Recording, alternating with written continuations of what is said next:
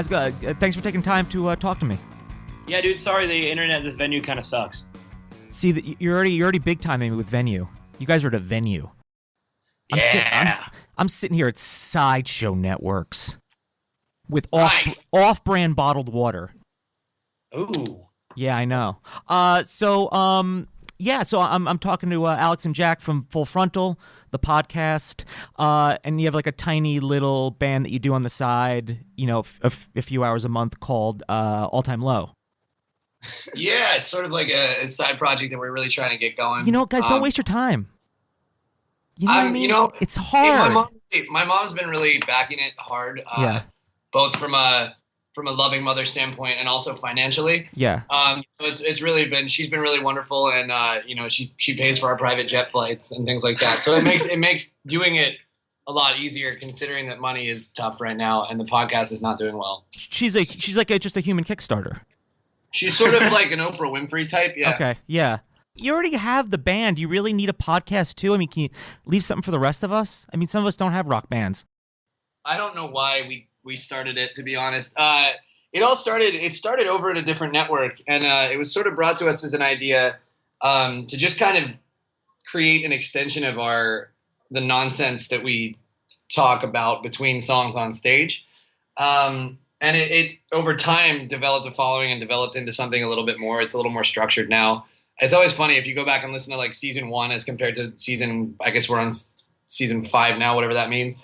There's definitely a lot more of concept there now, which helps for whatever that's worth. It's still a very loose concept, but yeah, it's come along, and obviously now we share a network, which is cool. And yeah, it's again, it's not going well for us. No. I mean, I know that. I'm not trying to. I mean, I just got a new iPhone 6s Plus. That when you look at me and you see that phone, that you know I'm doing well. You know what I mean? Yeah. That screams success. Yeah. How do you like it?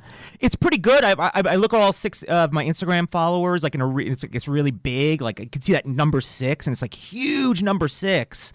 Nope, actually it's 5. I just lost one. I keep checking. I have a modded iPod Mini, and it's just a phone as well. Yeah. So I'm looking at your podcast titles. You kind of, I mean, I'm assuming that you kind of take it's the same road a lot of people like. I make YouTube videos, and the titles, are the ones that get people's attention sometimes. And like the episode called Guy-Brader. Yeah, a lot of the titles kind of just come from. It's sort of the same way we name our albums. Like the episode will come together, and then there'll be sort of a line that one of us said. Like in the case of our albums, it's oftentimes a line from a song or a song title. And in the case of the podcast, it's like, Jack will just say some ridiculous thing, or I'll say some ridiculous thing, and we're like, that's the perfect episode. Even though it has nothing to do with the actual episode itself. Yes. Which I like. I like that. No, I love a good bait and switch. Like, I like being lied to, so that's great. I mean, it's one of my favorites. It's the old clickbait thing. We're taking a lot of cues from BuzzFeed. Listen, I made videos called Butter Dick, and people will click on a video called Butter Dick. You know what I mean? You got to at least say Butter Dick once. Oh no, there is a butter. It's about a girl who's hot, Butter Dick. And it's an interactive video. Yeah. See, that gets people asking questions. Now I want to know the story, and your ratings are going up. Dibs on band name Butter Dick, by the way. Butter Dick is a good. I mean, you have What's Wrong with My Balls? I mean, that's actually a legitimate fear that there is something wrong with them. So I'm nervous. Again, that was an on-topic discussion. Can you help me? Well, no, I'm going to spin it. I'm going to be like Johnny Positive over here. Let's talk about what's right with your balls. Yeah, not a lot. I don't have any kids, so right. They might not work, actually. I don't even know if they're. Jack's balls are impressive. We talked about this on our show, and we might as well talk about it on here too, because it should be celebrated. He has really, really nice large balls. Like it's symmetrical. That's not appealing to a girl though. Like girls aren't like, oh yeah, that dude has huge balls. No, I think it is. I think anyone that's looking at you in an interested sexual way would put stock in your balls. They make the whole package look better, right? I mean, are they symmetrical? No. They are. Guys, they are. I live in Hollywood, California. Symmetry is everything. Jack is being modest. His balls are a work of art. Because they say Denzel Washington's face, the reason he's so good looking is his face is really symmetrical. So if your balls are like Denzel Washington's face, you're good. Yeah. Yeah, I have had my balls compared to Denzel Washington before. It's not the first time. He's the Denzel Washington of scrotums. Is it because they're black or because they're symmetrical? Super symmetrical. It can be both. You know, they say pics are GTFO. That's what the kids are saying. I listen to the kids. We'll send some pictures over for the sidebar when you post this up. Yeah, because right now we're talking via Skype. Because we were in person, we'd be like fist bumping, Snapchatting. Right. It would almost be there would almost be too much of a good vibe. Yeah, it would. So like I was also reading what you got. Your name was from Newfound Glory. Yeah. Running a little story how we're connected. I had a band back in the day, and we were supposed to open for Newfound Glory in Connecticut at a skate park, and they canceled, so we canceled. So we're pretty much all. I mean, we're pretty much kind of all best. Just give me your phone numbers. Just I think just give me your phone numbers. We've been on a worldwide tour at this point. That's Yeah. pretty much what you're saying. Yeah. Now I'm gonna ask like kind of because I like music. You guys do music and a podcast, but what would you say like if you were on tour and you're on the tour bus or tour jet or tour teleportation machine, whatever it is, to get to the Warped Tour? Do they still do Warped Tour? Or am I totally out of touch? Warped Tour still happens, right? Oh yeah. Okay, I went to the first 4 Warped Tours. The first 4. Damn, you see like Sublime? I have seen Sublime. I saw Blink-182 before people like them. I saw Sublime. I mean, I didn't care, but I was into hardcore. Like that was my thing, like hardcore punk. So I was like, Sublime, I don't like this. Right. Then I moved to California, and I'm like, oh, I get it. That's awesome though. Those were the glory days. Oh Pennywise. yeah. I saw. I mean, there's just bands I wanted to see, and then there was. Did you catch No Doubt on Warped Tour by any chance? I believe that I did, but I may not have cared. I thought I was really cool. I was just like, I like hardcore. Right, you weren't into it. I get that, but that's cool though. It's cool that you were part of those years. I was probably 6 when that happened. Yeah, I was 38, but right now I'm 19 when I talk to you guys. Benjamin Button. But it's kind of like a mid. It stops. It's like a midway Benjamin Buttons. It doesn't go all the way back. Like what? Like if you like listen to music, like what? Give me a couple like 5 on like the kind of like punk, hardcore kind of, I guess, and then a couple that are like not that at all, like other genres of music. That of, like, of our favorite bands? Yeah, that you like listen to on a tour bus where like nobody's gonna get like, ugh, please don't play this anymore. Greg. Yeah. I'm talking about the other guys in the band. Greg, Don. Greg and Don? Yeah, Greg and Don. Greg and Don. I'm really into, I don't know, going back, I was really into the Cars. I'm really into NoFX. Green Day was a big one for me growing up. Super into... right now there's a lot of Muse going on backstage. Jack's playing a lot of Muse backstage, and it's making me feel super proggy when I go out on stage. I want to rip solos and fist pump. I saw, and again, I'm going to talk about how young I am. I saw what I believe is Green Day's first East Coast show. Oh shit! And they were going to stay with us. Like that's how long ago this was. And then they met some chicks, and then they did not stay with us. But I mean, I like Green Day 7-inches, like that I wish I still kept because I probably could have sold them and bought another iPhone. I could have bought another iPhone S Plus. You need 2. Oh, I need a burner. You know, for all like the guys, we all have groupies. You guys have groupies, right? Is that the word you use, or am I totally out of touch? Dude, you know what gets played backstage a lot, and me and Alex always blasted, and everyone seems to be pissed except for us, is One Direction. I mean, I went and I saw their movie. I think it's good. I mean, they're catchy. Some of the songs are good. I mean, I don't know if it's a good song. It's a good song. That new record's feeling super bandy. I dig it. The new one. I dig it. Yeah. I don't know. They have that song that just came out. It dragged me down. It's got like a Police feel to it, like the bass line and stuff. It's kind of cool. Yeah, love. And they're handsome boys too. They are. You know what I mean? But I mean, not as handsome as the Full Frontal podcast that you listen to.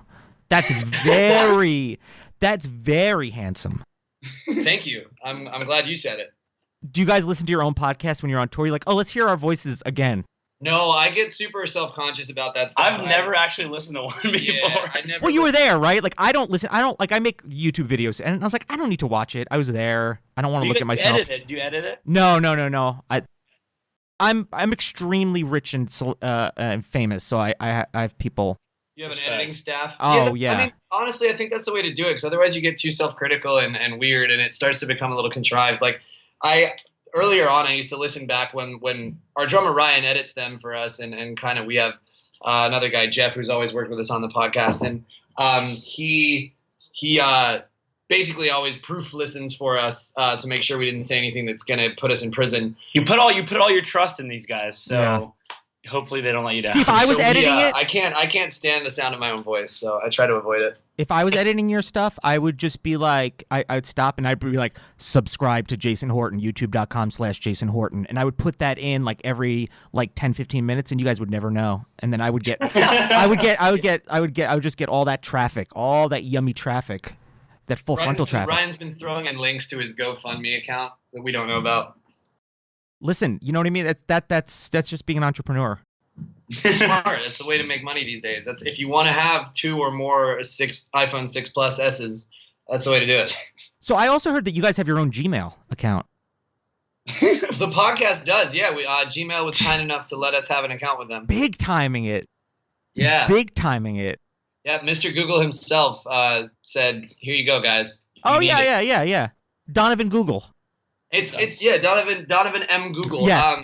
The M is silent. Enough to let us have it, and it's actually kind of cool because it's opened up a lot of stuff for us with the podcast. You know, there's a little bit of a caveat. You know, we talk about poop, like boobies and wieners and stuff. So there's a bit of a like must be 18 or older to chat, but it's cool because it's connected us with the audience, and it's fun to be able to give really convoluted, weird, bad advice to people when they need it. And it's weird that people start like once you have like a voice, it's weird that people start asking for advice as if like we know anything. We have no idea what we're doing, so that's always the little we have to clarify before we start giving people advice that it's bad advice and they shouldn't listen to us. I know it's bad advice because you went from the word caveat to balls and peepees. In a sentence, so I know it's trouble. I like to play both sides of the coin. Yeah. Maria, who's in here, she's doing the engineering. She wanted me to ask you guys. No, she did. She begged me, and I was just like, come on, leave the guys alone. They're my friends. Okay, they're gonna give me their phone numbers. If you could, if there's like, who's like the shy one? Like, who's the rebel? Like, who's the party one, and who's like the bookkeeper? Like, could you do that for the guys in the band? Easily. We're like Ninja Turtles. I always sort of I stack us up to the Ninja Turtles every time. Ryan is definitely Donatello. He's the engineer. He's sitting back with his laptop. Jack would be Michelangelo. Really only cares about pizza and puka shell necklaces. Zach is kind of the moody, quiet, but also really like probably the strongest and most badass on the squad. So he's the Raphael of the group, and then that leaves me being the guy that tells everyone what to do. Alex is Splinter. I'm the bossy one. I'm Krang. I'm the weird pink brain guy that rides around in a buff guy robot suit. I thought the music industry would be Splinter. The greedy music industry. No, bro. The critics are Shredder, man. Let me break this down for you. The critics are the Foot Clan, and yeah. What am I in it? I guess I'm getting it. The hot one. Oh yeah. Who's the April? You can be April. All right, cool. But like a hot April. Like a hotter Megan Fox in the new one. How are your thumbs? My guys, there's 2 of you and I got 2 thumbs. Just letting you know, there's enough to go around. Are you guys currently on tour? Yeah, we're in Tulsa, Oklahoma today. So that's why the Wi-Fi is kind of crappy, and I'm sorry if our connection's bad. Because it's like country time Wi-Fi, right? They don't get a whole lot of Wi-Fi out here. Who are you on tour with? We are currently out with a band called Sleeping with Sirens, and then there's the 2 support acts are Neck Deep from the UK, and then this rad Japanese band called One OK Rock. What are some of like the bands you've gone on tour with? You're like, oh my god, this is amazing. Not the current ones aren't amazing, but ones you were like, this is so cool. I mean, for us, we did a long run with Green Day in Europe, and we went to Russia for the first time with them. And obviously, just as a guy that grew up on their music, you know, like Kerplunk was one of the first albums I bought and things. So I mean, that was amazing for us. They were super nice guys and treated us really well. And it's cool to see a band that's, that big on a global scale, still treat their opening acts with kindness and respect and stuff. It was very refreshing to see that. Getting to know the Blink guys has been really cool as well for that same reason. A lot of those veteran bands that we kind of grew up listening to and then have now had the chance to sort of call them our friends, Less Than Jake, NoFX, all those dudes that sort of brought us into the fold and treated us well and kind of gave us a chance to grow with them. That was always really cool. And then the Wonder Years guys are some of my favorite dudes. They just put out a new record, so I wanna mention them because I love those guys. I feel like Less Than Jake is on anytime I see like a Warped Tour, I feel like Less Than Jake has always been on the lineup. They embraced it. Yeah. I mean, they've spent a lot of summers on there. I think there was a set of years, maybe like 2010 to 2012 that I think we did pretty much every Warped Tour with them. I love those guys. Yeah, I think the cool thing about Les and Jake is you're never getting the same show, and we learn out a lot from them because on stage, they have a new show every day where they're interacting with the fans, and I think that's something that we kind of admire. Like they're always kind of a party on stage. Totally. Have you had any weird fan things happen?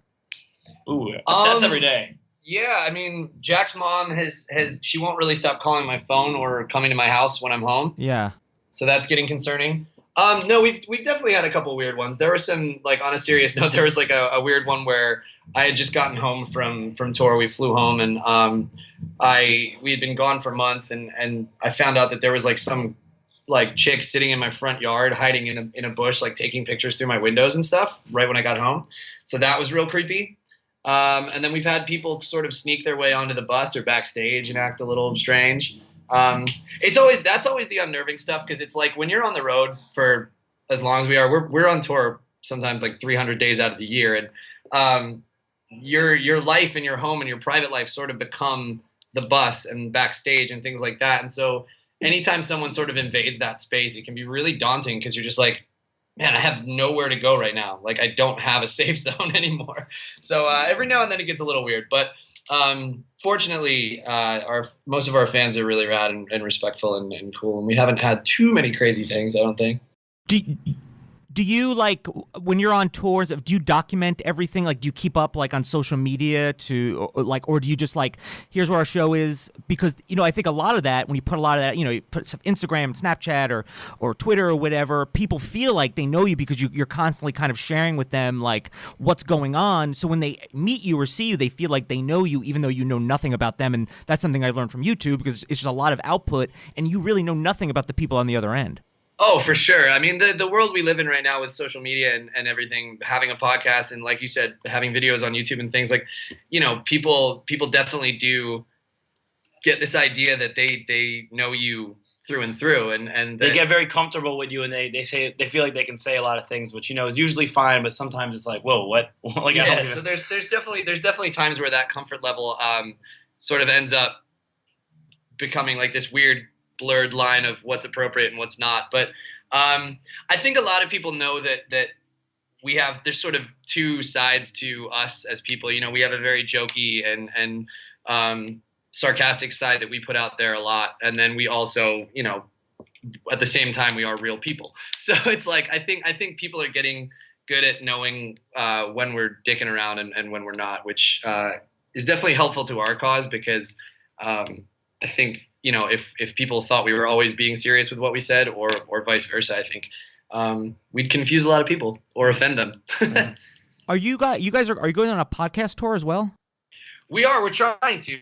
We're going to try it out. It's actually starting tomorrow, which is pretty rad.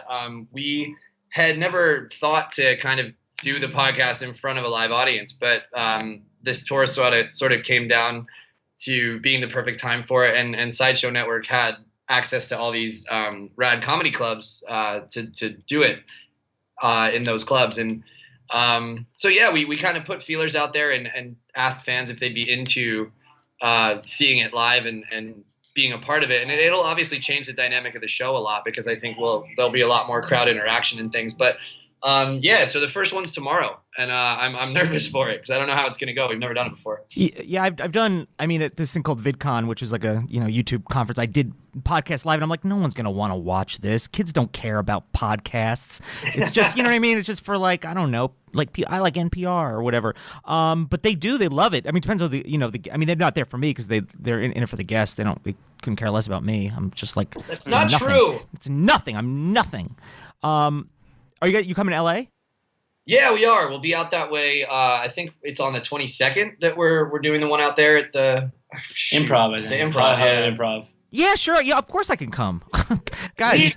Please be there. We'll put you on the list just in case. Will you come on the show? Yeah, can you put me on the list plus 19? Absolutely. Well, no one's bought any tickets, so we have a ton of empty seats. Okay, so yeah, other than a list plus 9. You know what? Actually, just make it 18 because I don't think she's gonna call me back.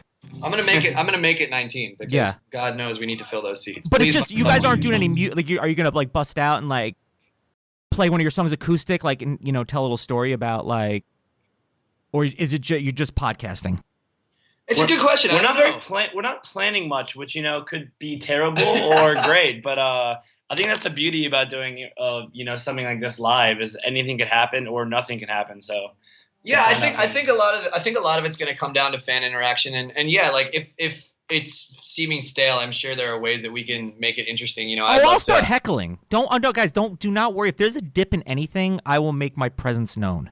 Please, for the love of God, heckle us. We want it. We encourage it. So you have a full frontal that's on SoundCloud and iTunes. Yes. From the Sideshow Network with Friends Without Benefits. This show, we're all in the same family. Again, send me your phone numbers. Actually, just put your phone numbers. Just say it on the air.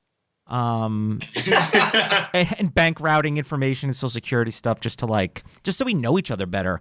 It wouldn't be called a social security number if it wasn't meant to be shared with people socially. Yeah, it's social. It's like social media, but it's social security number. Yeah, it's just like giving out your Snapchats. Totally. I'm gonna post mine later. And I'll find it. I'll find it on the Snapchats because that's where all the inside stuff is. And then you could find it's alltimelow.com/gov. Yeah, alltimelow.gov is really the .edu. .edu. And then your LinkedIn is linkedin.com/alltimelow.biz. Listen, my brother met his girlfriend on LinkedIn. She hit him up on LinkedIn like straight up. I make LinkedIn jokes, and this girl straight up was like, "Hey, what's up?" to my brother. Wait, that really happened? I make LinkedIn jokes all the time. Like I was like, the girl broke up with me over LinkedIn, but this girl hit up my brother over LinkedIn. That's incredible. Yes. That's the only time I've ever heard of anyone using LinkedIn and like having any kind of success with it. Yeah. I am gonna go postal the next time I get a LinkedIn invite. It might be from me to kind of warm you up. Well, guys, thanks so much. Good luck on the tour, and you won't. Not that you need it. We do. No, I jinxed you guys. Now I jinxed you guys. I'm looking forward to the podcast tour when we're hanging out and just like fist bumping like crazy. I want to thank you guys. Yeah, thanks Full Frontal, All Time Low for being on. Make sure to tell Don and Greg I said hello.